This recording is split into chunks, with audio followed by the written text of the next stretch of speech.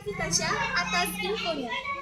Berikut kami sajikan perkiraan cuaca hari ini kepada Rizka. Kami persilakan.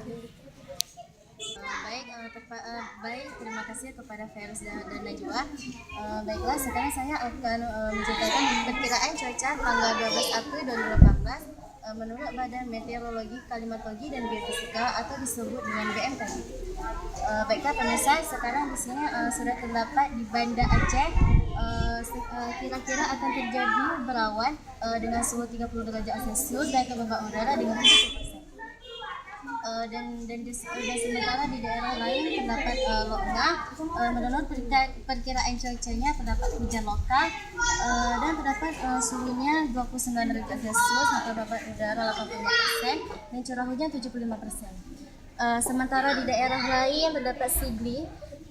Dan menurut perkiraan cuaca di sana terdapat hujan petir dengan suhu 29 derajat Celcius dan kelembaban udara 87% dengan curah hujan 80%. Dan sementara di Aceh Jaya akan mengalami cerah berawan dengan suhunya 30 derajat Celcius dan kelembaban udara 72%. Baik, terima kasih. Baiklah pemirsa, demikian Nohoaks hari ini. Anda dapat menyaksikan Nohoaks besok jam 12 waktu Indonesia Barat. Saya Fairuz Gina Dan saya Najwa Putri. undur diri dan sampai jumpa. Oke, selesai.